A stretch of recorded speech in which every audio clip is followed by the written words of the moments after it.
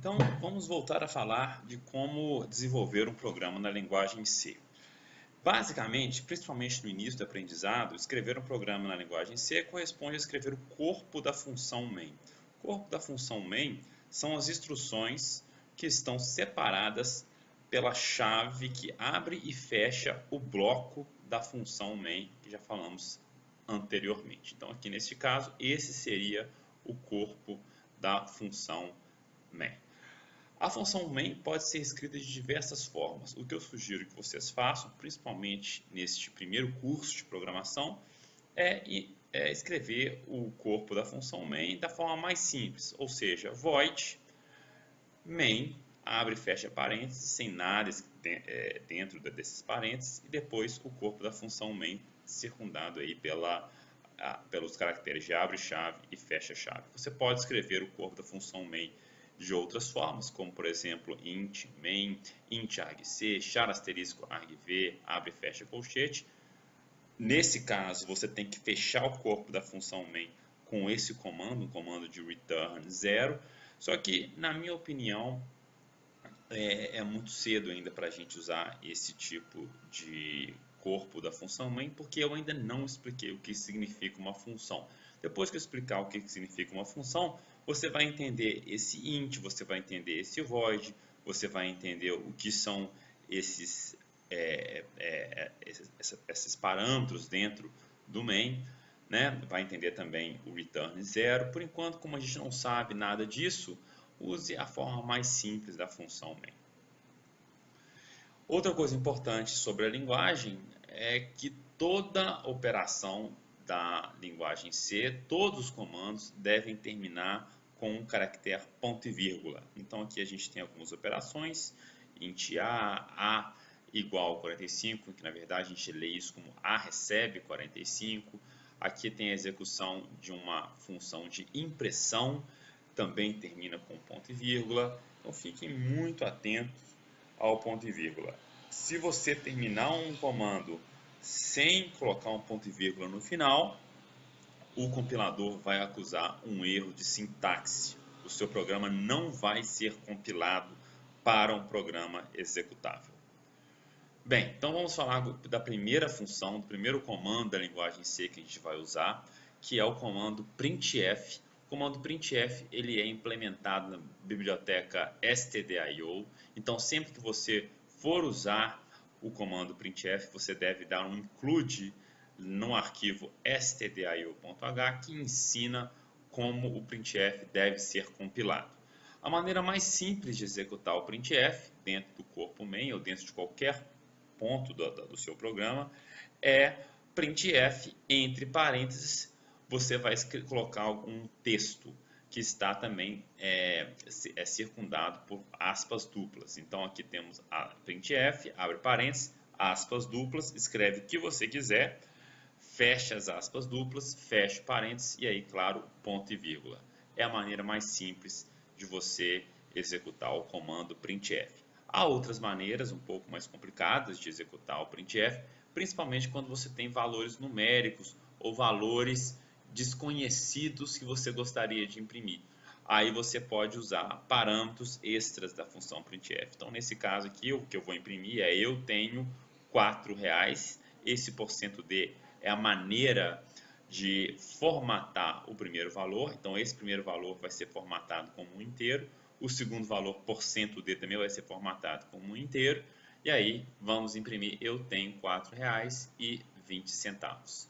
Posso imprimir também valores com parte fracionária, valores de ponto flutuante. Nesse caso, eu tenho que formatar esses valores usando esse especificador %f. Então, 9,25 vai ser formatado como um ponto flutuante. E o texto, depois da execução desse comando printf, será minha nota foi 9,25.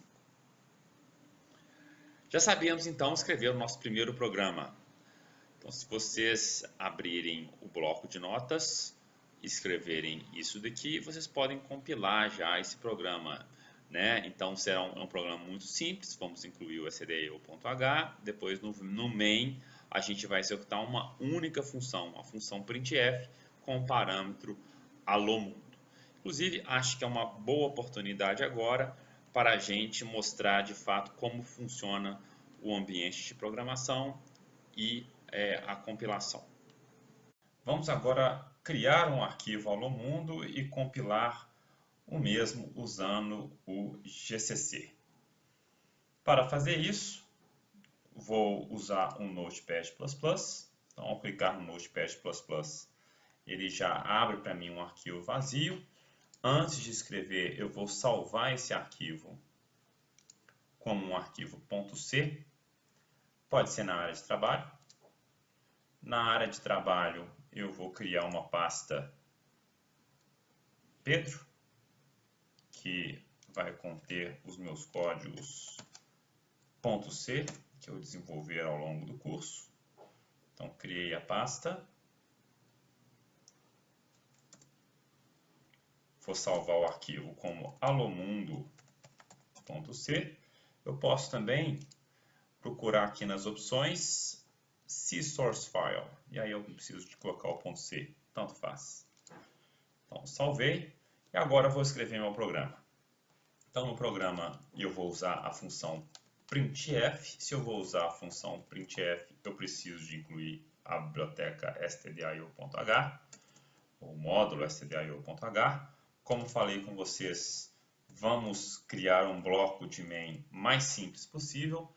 É o bloco main, tudo minúsculo, void. Esse void significa, já adiantando para vocês, que eu não preciso fazer nada depois que o bloco de main terminar. Eu vou executar as instruções aqui, terminei de executar, não há nada a ser feito. Aqui também indica que não há nenhum parâmetro de entrada. O bloco main vai ser executado e ele não precisa de nenhuma informação. Bem, aí meu bloco do main vai ter apenas uma única instrução, a instrução printf, para imprimir alguma coisa na tela. O que ele vai imprimir na tela? Uma mensagem, a mensagem alô mundo. Algo importante, evitem de colocar caracteres especiais no printf, por exemplo, alô mundo. Isso pode bagunçar a codificação. Então eu posso escrever alô mundo com O e acento circunflexo aqui, e na hora da impressão ele pode confundir a codificação e imprimir um outro caractere, que não é o que eu quero. Então, para evitar esses problemas, vamos usar apenas caracteres simples aqui. Muito bem, depois de terminar a impressão, eu vou salvar. Na minha área de trabalho tem uma pasta Pedro, é a pasta que eu criei. Nesta pasta Pedro vai ter o arquivo alomundo.c. E agora eu preciso compilar o arquivo alomundo.c. Como que eu vou compilar ele? Eu vou usar o GCC via linha de comando. Primeiro eu vou copiar o caminho do arquivo alomundo. Então eu clico aqui, botão direito, copiar. Isso facilita demais a nossa vida. Agora eu vou abrir o prompt de comando. Já tenho ele salvo aqui como um atalho. Posso também chamar ele pelo CMD, então se eu digitar CMD aqui, o Windows vai achar o prompt de comando, eu clico aqui, ele vai abrir a mesma coisa para mim. Notem que o caminho, a pasta que eu estou no momento é a pasta users Pedro, eu tenho que sair dessa pasta e ir na pasta Pedro que eu criei no desktop. Como eu já copiei o caminho dessa pasta, basta eu digitar cd de change directory, colar. Ele vai colocar o caminho onde é que está o alomundo.c, enter, pronto. Notem que eu já alterei o caminho aqui para conferir de listar os arquivos no diretório, né, na pasta. Está aqui o alomundo.c, ótimo. Agora estou pronto para compilar. Então, antes de fazer a compilação, eu vou limpar a tela com o comando cls. Agora sim, gcc. Notem que se eu colocar GCC, digitar GCC sem nenhum parâmetro, ele vai falar, existe um erro fatal, você não indicou qual arquivo você quer compilar. Então você precisa indicar qual arquivo você quer compilar, qual arquivo você quer traduzir da linguagem C para um programa executável. Vou limpar a tela novamente, com GCC, o arquivo alô mundo. Bom, se eu esqueci, tem algum problema para escrever o nome alomundo.c, eu posso apertar a tecla Tab e ele completa automaticamente para mim. Então, GCC, alomundo.c, Enter. ele está realizando a compilação agora. Notem que se a compilação for perfeita, nenhuma mensagem vai ser exibida. Isso é a maneira do GCC dizer para a gente que a compilação foi um sucesso, né? Sem fogos de artifício, mas é suficiente para a gente.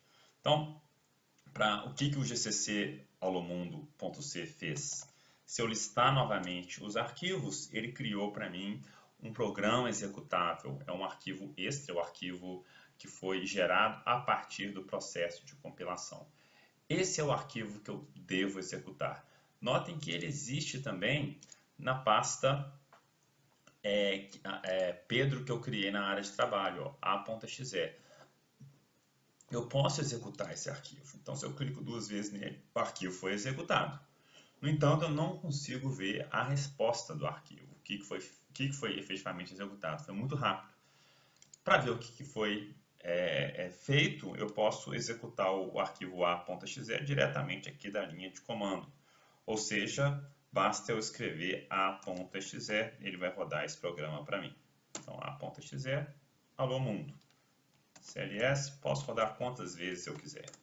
Alô mundo. Ou então, já que temos um arquivo com extensão .exe, ou seja, um programa executável, eu posso rodar simplesmente com o nome antes da extensão do arquivo, que é simplesmente alô mundo.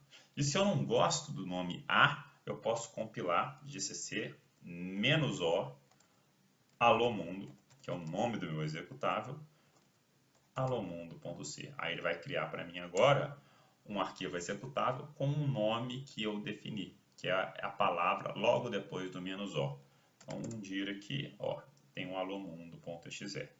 Então, eu posso agora limpar a tela, allomundo, ele vai executar o allomundo.exe para mim. Agora que já terminamos de compilar o nosso primeiro programa, podemos nos aventurar para programas e problemas mais interessantes, como esse, que é o nosso segundo programa.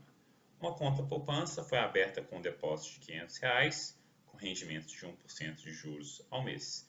No segundo mês, R$200 foram depositados nessa conta poupança. No terceiro mês, R$50 foram retirados da conta poupança. Quanto haverá nessa conta no quarto mês? É isso que essa é a pergunta que devemos responder com o nosso programa. Note que não precisamos de um programa para resolver esse problema. Poderíamos tranquilamente, ou não tranquilamente, resolver esse problema com lápis e papel. Uma conta tem R$500 no primeiro mês, no segundo mês 200 são depositados, mas antes eu preciso fazer um rendimento de 1%, isso eu sei que equivale a multiplicar essa conta por 1,01,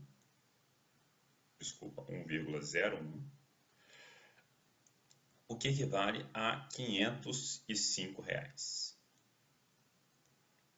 No segundo mês, eu vou somar 200 a 505.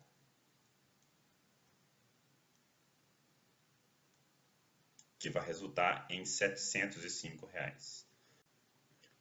De agora em diante, as contas começam a ficar um pouco mais complicadas. Então, novamente, vou fazer um rendimento de 1%. Então, vezes 1,01. Aí eu já preciso de uma calculadora para resolver o problema. E depois R$50 vão ser retirados. E novamente um rendimento de 1%. Então notem que à medida que as contas vão ficando mais complexas e eu vou agregando essas contas, o nosso lápis e papel fica um pouco defasado. Principalmente se eu não faço uso de uma calculadora. Então vamos escrever um programa para resolver esse problema. Para resolvermos esse problema, precisamos aprender um conceito fundamental de programação, que é o conceito de variáveis. Vou tentar explicar esse conceito de forma bem pausada, bem devagar, porque sem aprender muito bem esses conceitos, não conseguimos prosseguir com o aprendizado da programação. Já vimos que os dados que o programa utiliza precisam ser armazenados na memória do computador. Sejam dados inteiros, ponto flutuante, caracteres. E cada posição de memória do computador possui um endereço, que é um código que acessa rapidamente aquela porção de memória. Bem, a gente pode pensar em endereços de memória como endereços físicos. Então, o edifício luz, que é o conteúdo da memória, ele está localizado no endereço Rua do Ouro, número 12. Na Rua do Ouro, número 13, nesse endereço está a Casa da Maria. A padaria do Zé está na Rua do Ouro, número 14. Na memória de um computador, a gente pode pensar que a memória de um computador é um armário com diversas gavetas, com inúmeras gavetas, com bilhões de gavetas. E cada gaveta tem um espaço delimitado para eu guardar informações de diversos tipos. E para acessar cada uma dessas gavetas, eu preciso saber qual é a etiqueta dessa gaveta, qual é o endereço dessa gaveta, qual que é o código de cada uma dessas gavetas. Bem, podemos enxergar então a memória como uma tabela desse tipo, em que eu tenho endereços de memória, por exemplo, 6612, 6613, são números que variam de valores muito pequenos, 0, 1, até valores muito grandes, porque a quantidade de endereços disponível na memória chega a bilhões de endereços disponíveis. E para cada endereço tem associado um conteúdo, que é aquela palavra de N bits, uma palavra de 16 bits, pode ser uma palavra de 32 bits, de 64 bits, em que eu posso guardar informação. A gente não vai preocupar agora com quantos bits que eu tenho disponível. O que interessa é que há um espaço para eu guardar uma informação que pode ser um número inteiro, pode ser um caractere, pode ser um número ponto flutuante, pode ser um número negativo, positivo, enfim. Eu posso guardar diversos tipos de informação nos endereços de memória. E se eu tenho acesso a um endereço de memória, por exemplo, 6615, é rápido o acesso, é imediato o acesso ao conteúdo desse endereço, 16.1. Como falei anteriormente, a partir dos endereços é possível para o computador saber qual é o valor armazenado em cada uma das posições de memória. Ele faz acesso direto àquela porção da memória. O problema é que a memória pode ter bilhões de posições, e aí é difícil controlar em qual endereço está armazenado um determinado valor. Imagina a gente decorar, a gente saber o valor de cada um dos endereços, principalmente sabendo que a alocação de endereços e posições de memória para os nossos programas varia muito. É difícil a gente assumir que um determinado endereço vai estar vazio. Então, para facilitar o controle sobre onde armazenar essas informações, vamos usar as variáveis. Os programas vão utilizar as variáveis. E uma variável corresponde basicamente a um nome simbólico, a uma etiqueta que vai ser dada a uma posição de memória. A gente escolhe a posição de memória? Não. Aí que está a beleza da coisa. Eu não preciso me preocupar em qual posição de memória uma variável vai fazer acesso. Isso vai ser transparente. A única coisa que eu preciso saber que eu preciso fazer é declarar um nome para uma variável, associar essa variável a um tipo de dado, aqueles tipos que a gente já viu, inteiro, float ou um caractere, e aí a posição de memória que essa variável vai fazer acesso é dada de forma automática e transparente. E, claro, aí temos que tomar cuidado, o conteúdo dessa variável vai variar durante a execução do programa. Então, a ideia é justamente essa, a variável vai fazer acesso a um endereço de memória, vai ser armazenada alguma informação naquele endereço de memória, naquela posição, e eu vou poder modificar a informação que está lá a partir dessa etiqueta que eu criei, desse nome que eu criei, da variável que eu criei. Esse é o dicionário de variáveis do compilador, então, na verdade, aqui apenas uma abstração de como que a gente vai trabalhar. Então, a variável, essas etiquetas, eu vou criar, por exemplo, que eu criei uma variável de nome idade, uma variável de nome salário, uma de nome frac.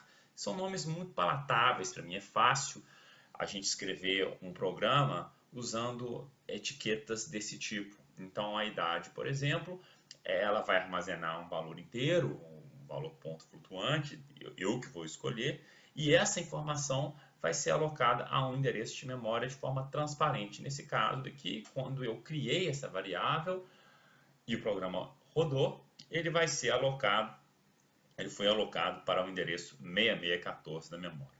O salário foi alocado para o endereço 6612 e a variável frac que eu criei foi alocada também automaticamente para o endereço 6615.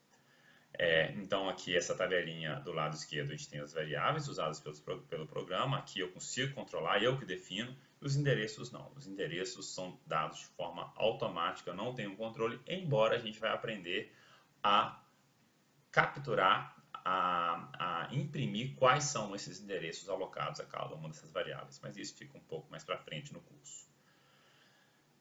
Esse é um esquema que a gente vai ver muito ao longo deste semestre.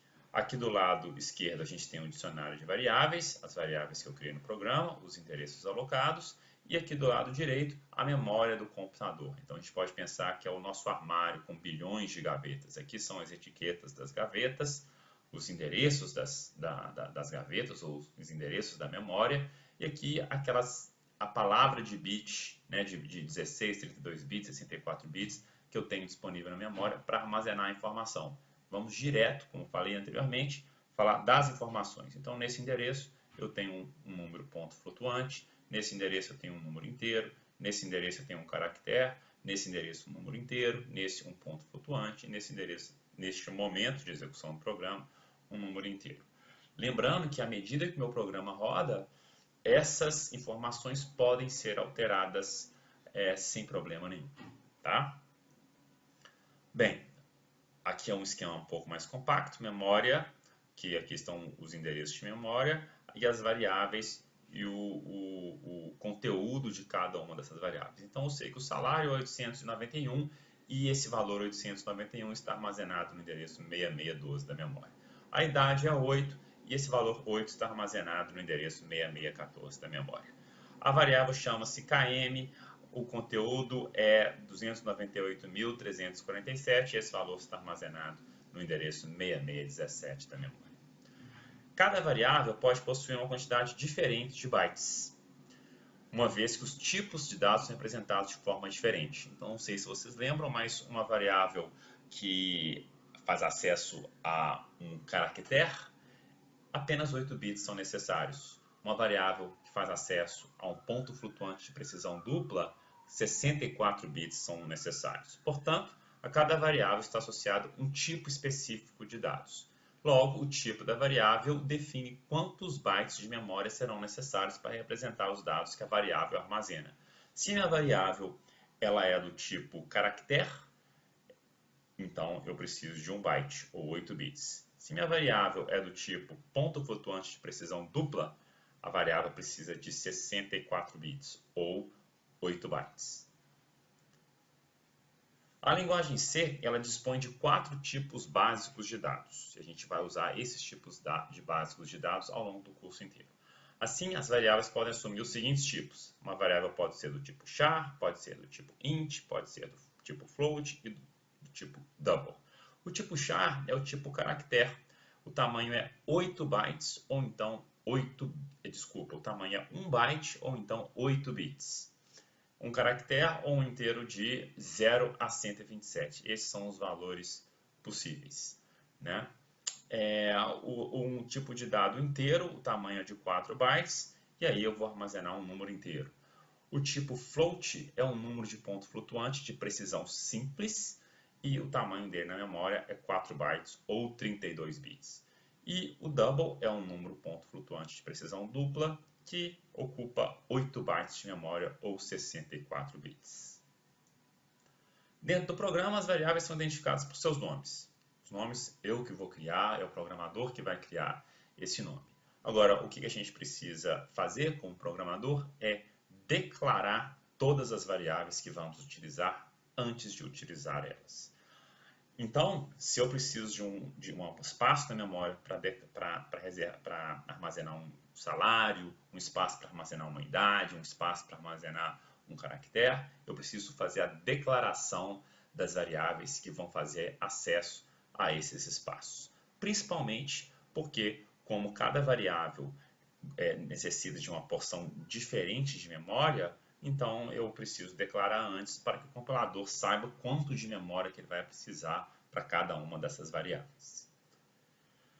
Outra operação fundamental é a operação de atribuição, que usa o sinal igual. Então, muito cuidado com esse sinal igual. Ele não tem nada a ver com o sinal igual da matemática. É uma operação de atribuição. Então, o que significa atribuição? Do lado direito do sinal, teremos uma expressão, que pode ser uma constante, por exemplo, 10, pode ser um caractere, b, pode ser uma expressão matemática, 2 mais 5 vezes 4, pode ser uma expressão envolvendo variáveis que fazem acesso a endereço de memória, por exemplo, A, ou salário, ou FRAC. E aí essa expressão vai ser processada e aqui a gente vai, depois de ser processada, teremos apenas um único valor. Esse único valor vai ser atribuído à variável de nome da variável, a variável que está à esquerda do sinal da atribuição. Então, observem o sinal da execução desse comando. Primeiro é uma expressão que vai ser processada e isso vai resultar em um valor, que pode ser um ponto flutuante, pode ser um caractere, pode ser um inteiro, que é do mesmo tipo, normalmente, da variável que está à esquerda do sinal da atribuição. Por exemplo, um exemplo de código aqui simples, né? Aqui são declaradas 3 variáveis do tipo float. Então, para declarar uma variável, eu coloco o tipo da variável, depois com vírgulas, separando o nome das variáveis que eu vou criar. Então, float, uma variável chama bônus, outra variável chama salário, outra variável chama conta, separo elas por vírgula, e no final é uma operação, a gente já viu isso em C++, em C e em C++, né, eu coloco um ponto e vírgula. Depois, bônus recebe 0.01, é o sinal é a operação de atribuição. Então, o valor 0.01 vai ser atribuído à variável bônus. E eu estou abusando um pouco da linguagem. Quando eu falo que 0.01 vai ser atribuído à variável bônus, isso quer dizer que 0.01 vai ser armazenado no endereço de memória que bônus faz acesso. Então, a variável bônus, ela faz acesso a um endereço de memória, por exemplo, 6614, e lá nesse endereço 6614, o valor 0.01 vai ser armazenado, porque eu acabei de executar um comando de atribuição de 0.01 para a variável bônus. Aqui, o valor 985.83 vai ser armazenado no endereço que a variável salário faz acesso.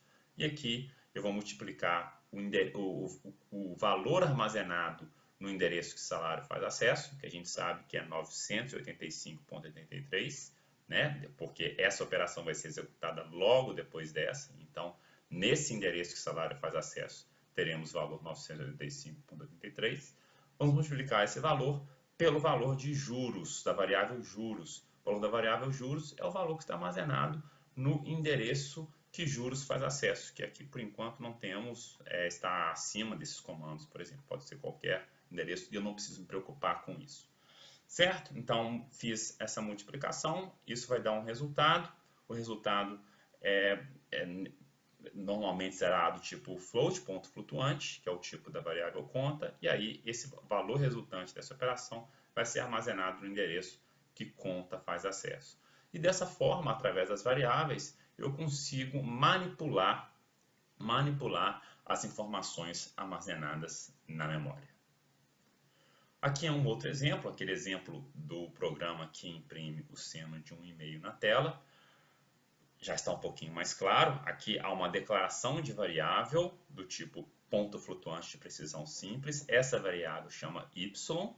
E aqui, ainda não ensinei isso, mas aqui há a execução de uma função de nome sim, que é o seno, com um parâmetro um e-mail. Isso aqui é uma expressão. Essa expressão vai ser processada e o resultado dessa expressão é o valor do seno de um e-mail, que é 0.99 alguma coisa.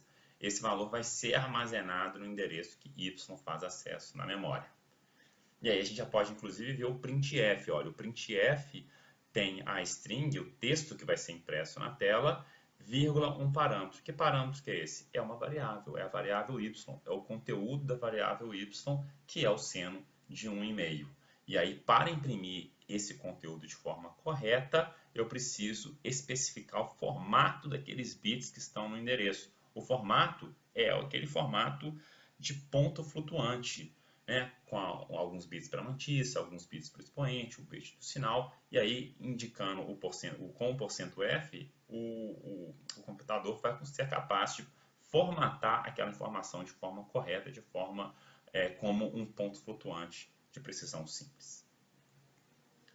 Bem, mais um exemplo.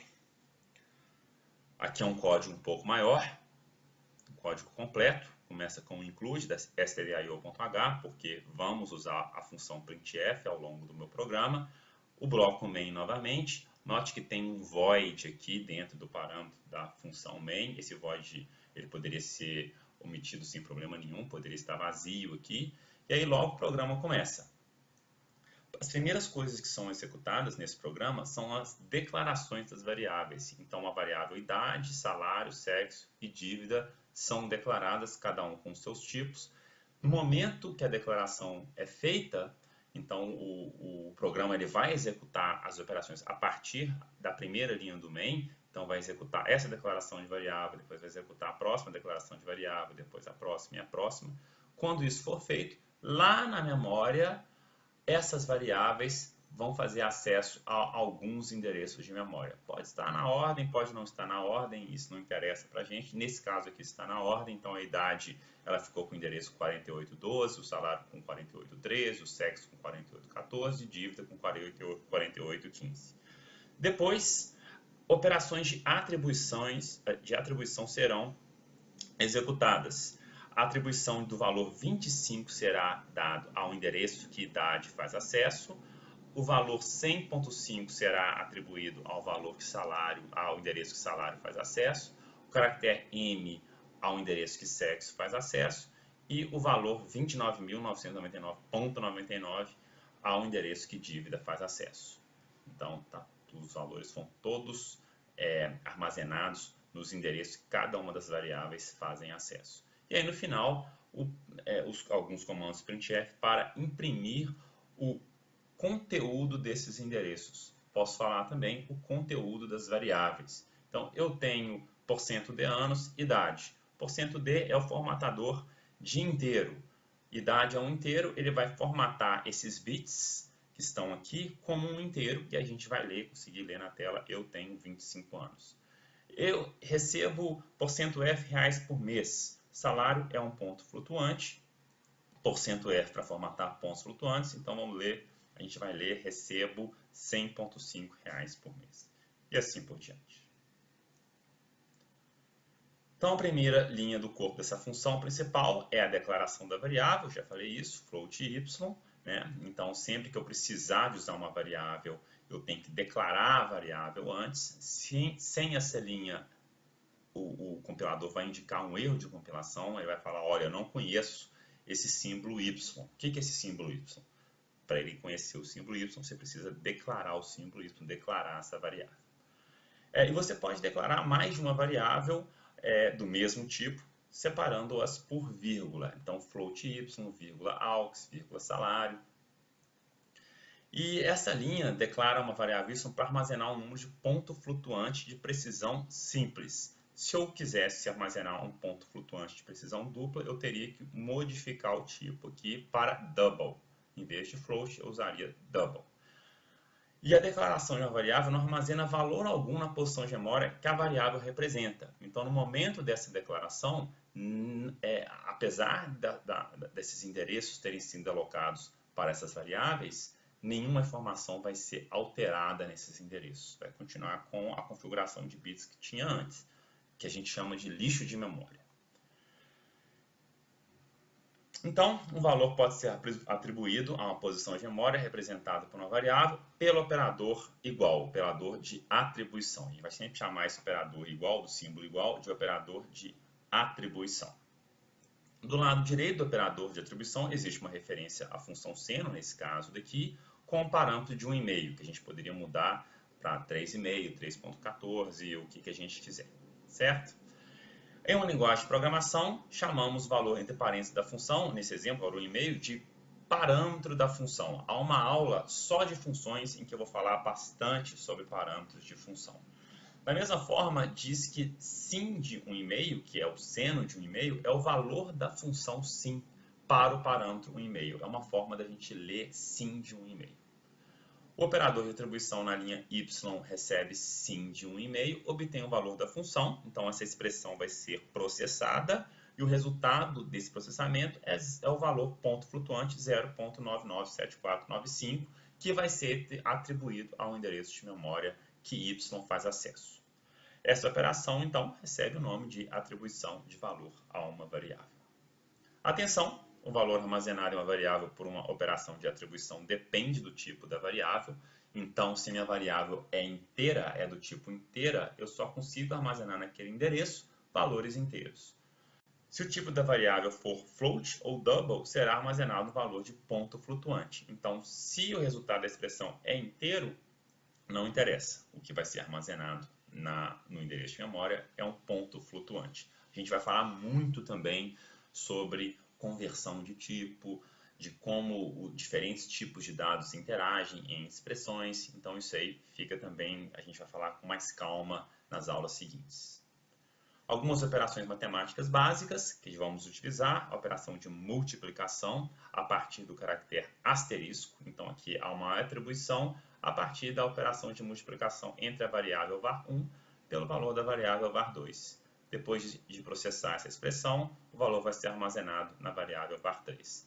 A operação de divisão, a operação de soma e a operação de subtração também são disponíveis a partir desses caracteres. Algum exemplo? Vamos ver um exemplo. Considere as seguintes declarações. Então, nosso programa declaramos essas duas variáveis, a variável a, que é do tipo int, a variável b, que é do tipo float, e vamos executar algumas operações. A primeira operação é 2 mais 3, entre parênteses, vezes 4. Essa expressão vai ser executada. O resultado dessa expressão é 20, então 20 vai ser armazenado na variável a, ou vai ser armazenado no endereço de memória que a faz acesso.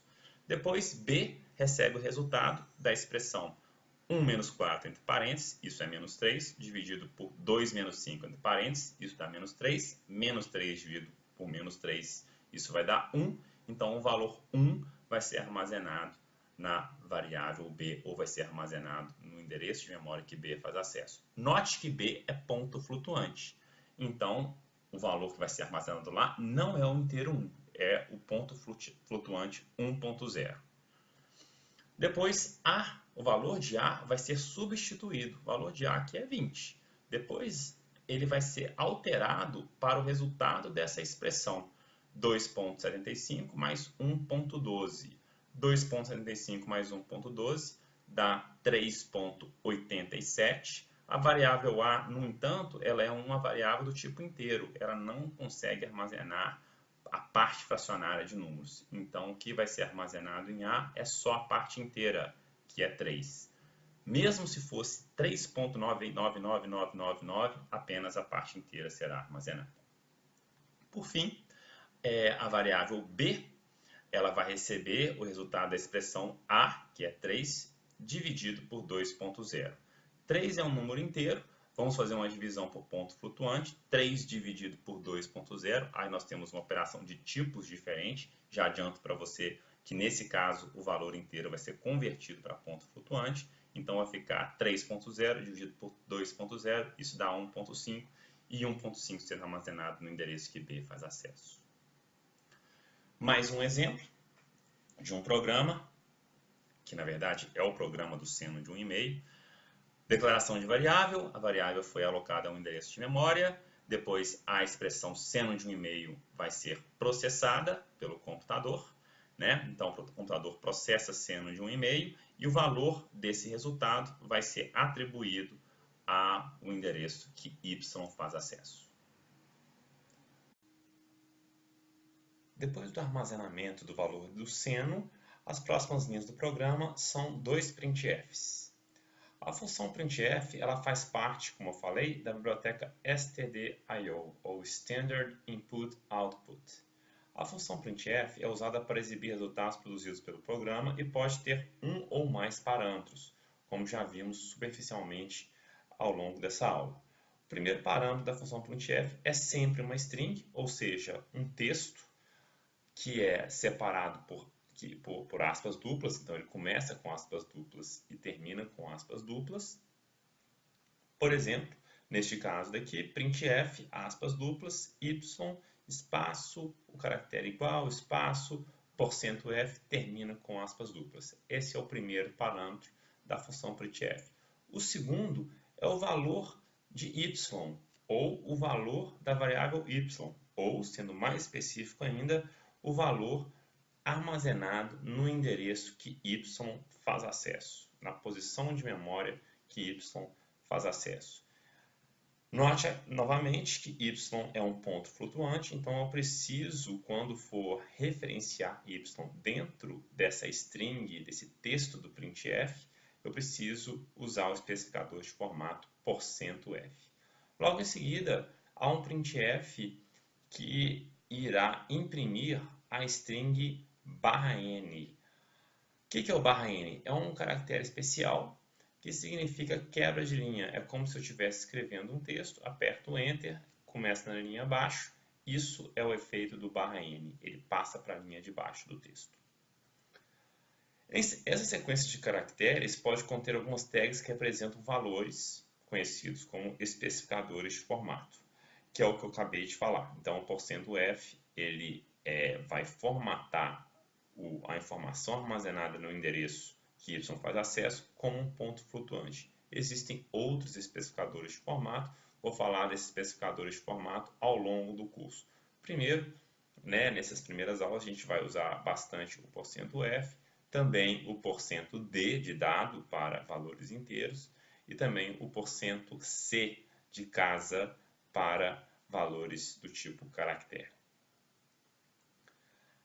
Então, a execução do programa que calcula o seno, ela vai imprimir o valor armazenado no endereço de memória que y faz acesso, que nesse caso é o resultado da expressão de seno de um e-mail. Aqui um exemplo de um comando printf um pouco mais complexo. Então, eu tenho uma string que começa com A e termina com esse %f. Há 3 especificadores de formato.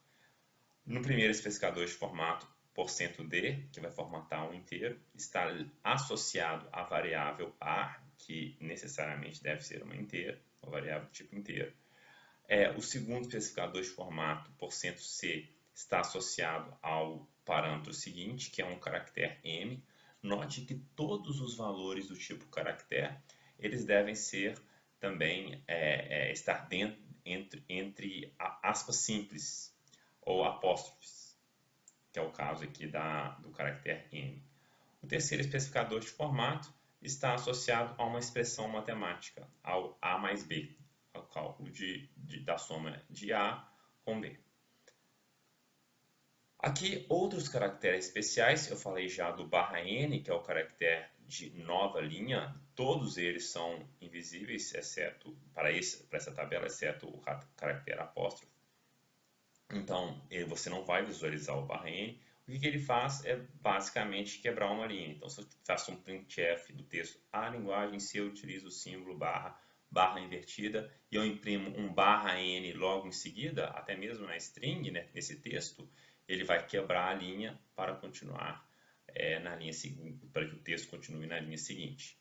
Esse é o /n. Temos também um /a, que é um caractere invisível de aviso sonoro. Eu sugiro que vocês experimentem executar um printf com /a. Tem um /t também, que é o caractere de tabulação horizontal. Também sugiro que vocês brinquem um pouco com o /t.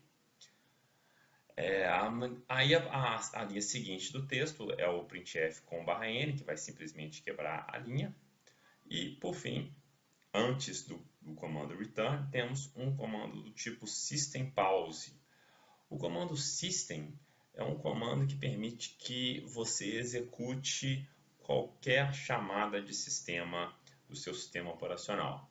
Então, como estamos no Windows, existe uma chamada de sistema chamada pause. O que é essa chamada de sistema? Vamos voltar aqui para o prompt de comando. É isso aqui, é como se eu estivesse executando um pause. pressione qualquer tecla para continuar. Eu posso chamar, por exemplo, um system cd dois pontos, que vai voltar para o diretório anterior. Vamos voltar aqui para o diretório corrente. Ou um system dir, que vai listar os arquivos do meu diretório. Voltando para a aula, então o system pause simplesmente vai exibir a mensagem pressione qualquer tecla para continuar. Note que não vai funcionar esse comando no Mac ou qualquer distribuição Linux. Por fim, agora sim, o último comando do nosso código é um return 0. O return 0 ele é necessário porque o nosso main, o nosso bloco main, ele é do tipo int. Se ele é do tipo int, isso significa que ao terminar a execução de todas as operações desse bloco, eu preciso de um comando do tipo return. E nesse caso eu estou retornando um valor inteiro, que é o tipo do main, e esse valor é o 0. Faria diferença se eu retornasse 3, 5, menos 2? Não, não vai fazer diferença, porque o nosso programa é muito simples e não comunica com outros processos. Então aqui é simplesmente para obedecer às regras de sintaxe da linguagem C. Pronto, podemos agora retomar ao segundo exercício do nosso curso. Uma conta poupança foi aberta com um depósito de R$500, com rendimento de 1% de juros ao mês. No segundo mês, R$200 foram depositados nessa conta poupança. No terceiro mês, R$50 foram retirados da conta poupança. Quanto haverá nessa conta no quarto mês? Olha, eu não vou resolver esse problema integralmente para vocês. Eu gostaria que vocês tentassem continuar a solução que eu vou apresentar. Mas um empurrãozinho inicial eu vou dar. Então, para isso, vamos abrir o nosso Notepad++. Aqui está o código do Alomundo. Eu vou criar um novo arquivo, salvar ele como poupança.c. E vou iniciar a solução com vocês. Então, se eu quero imprimir a quantidade de dinheiro que vai ter na poupança no final do quarto mês, eu vou precisar da função printf. Então, eu preciso incluir a biblioteca stdio.h. Agora, vou criar o bloco do main. O bloco do main, ele obrigatoriamente tem que ter esse nome, não precisa de ter parâmetro nenhum, mas ele precisa ter um tipo. E o tipo dele é o tipo void, que é o tipo mais simples, que não precisa retornar nada ao final da sua execução. Muito bem. A conta poupança ela será criada e terá R$500 no primeiro mês. Então, o que eu preciso fazer é armazenar na memória o valor 500 e, a partir de diversas operações, eu devo alterar esse valor 500 que está na memória. Espera-se que depois de todas as alterações que eu vou realizar, depois que eu imprimir o conteúdo desse endereço de memória, eu vou obter o valor da poupança no quarto mês. Então, a minha poupança, eu preciso de uma posição na memória. Se eu preciso de uma posição na memória para guardar esse valor, eu preciso de uma variável no meu programa. Essa variável, o nome sou eu que dou. Eu vou dar um nome bem criativo, de poupança. E ele precisa de um tipo, essa variável precisa de um tipo. Que tipo de dado que eu vou armazenar na memória? É um caractere, é um número inteiro, é um número ponto flutuante de precisão simples, de precisão dupla. Eu vou usar um ponto flutuante de precisão simples, porque eu preciso de centavos. Então, minha conta poupança vai ter valor, vai ter a parte inteira e vai ter os centavos também. Muito bem, criei minha variável de nome poupança. E logo em seguida, eu preciso armazenar o valor inicial da poupança nessa posição de memória que agora a poupança faz acesso. Como eu faço isso? Com a operação de atribuição. Do lado direito, a expressão que vai ser atribuída ao endereço de memória. Nesse caso, a expressão é um valor muito simples, 500.0, poderia colocar 500 também, dá na mesma nesse caso. Então, ponto e vírgula para finalizar a operação, aqui também tem um ponto e vírgula. 500 vai ser atribuído a um endereço de memória que poupança faz acesso. Ótimo, então agora eu tenho um endereço de memória. Esse endereço de memória, quem faz acesso é a variável poupança. A variável poupança foi atribuído o valor de 500, ou seja, acabei de colocar 500 nesse endereço de memória. Isso é o que aconteceu no primeiro mês. Aí um mês virou, do primeiro para o segundo. Eu vou indicar aqui através de um comentário. Eu ainda não falei de comentários, mas se eu colocar 2 barras, eu posso escrever o que eu quiser. Isso não será processado pelo compilador. Nesse caso aqui eu vou falar simplesmente que o segundo mês começou. Então eu posso escrever o que eu quiser. E antes de começar o segundo mês, na verdade, eu preciso fazer o rendimento da poupança. Então, o que é o rendimento da poupança?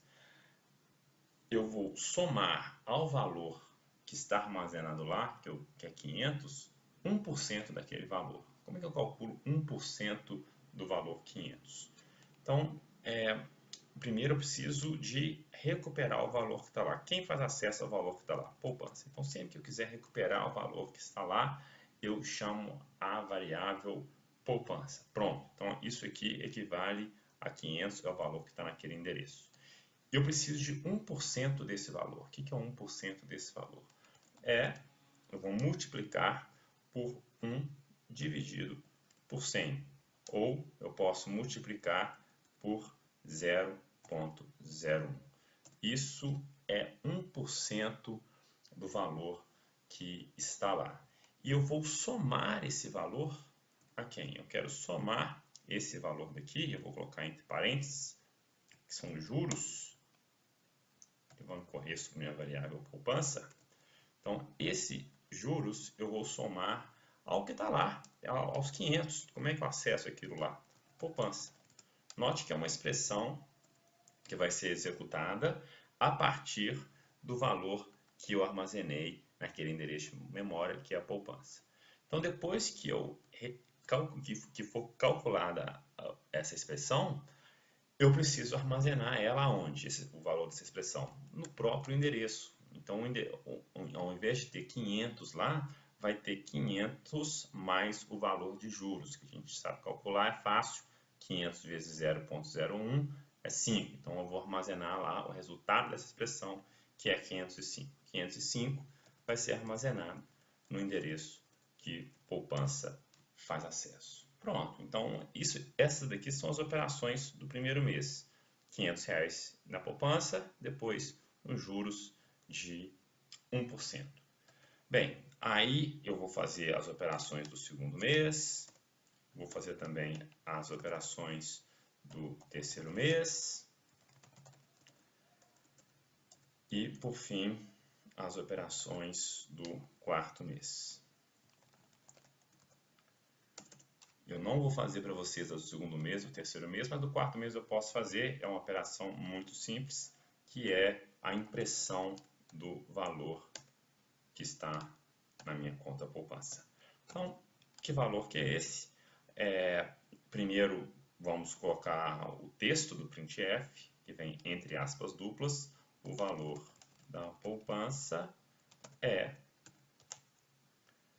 E aí, o segundo parâmetro é o valor que eu quero imprimir. O valor eu não sei, eu tenho que calcular a partir dessa expressão, das expressões do segundo, terceiro e quarto mês. Então, no final do cálculo, eu vou ter um valor aqui na minha variável poupança. Eu quero imprimir esse valor, essa variável é do tipo float, então eu preciso formatar ela com %f. Vou colocar aqui também um /n para quebrar a linha. Então, quando esse comando for executado, o primeiro caractere que vai ser executado é um quebra de linha, é como se fizesse isso e esse texto fosse para a linha seguinte. Muito bem, terminou o meu programa. Vou voltar com a chave para cá, está tudo ok. Ctrl S para salvar, nunca esqueçam de salvar, tá? Salvem o programa, está salvo. Vou voltar agora para o prompt de comando, vou limpar a tela, um novo dir, para listar os arquivos que estão lá. Pronto, tem um arquivo poupança.c, é esse arquivo que eu vou compilar, gcc poupança.c. Vamos ver se está tudo ok com o meu programa. Tudo ok com o meu programa. Vou limpar a tela. O arquivo A, que estava lá, ele foi atualizado. Vejam o relógio, agora é 1h05, então esse é um novo arquivo e eu vou agora executar esse programa. Então A.exe, ou simplesmente A, dá na mesma. Vou limpar a tela primeiro. A. O valor da poupança é 505. Não é o valor correto ainda, porque eu não executei as operações de segundo e terceiro mês, nem as operações de rendimento associadas a cada um desses meses. Mas notem, por exemplo, o barra N, né? Então, o printf com esse barra N fez com que essa impressão fosse para uma linha abaixo, certo? Então, essa é uma versão inicial do programa para vocês iniciarem a resolução do exercício 2. Desejo a todos um ótimo aprendizado e que consigam realizar esse exercício.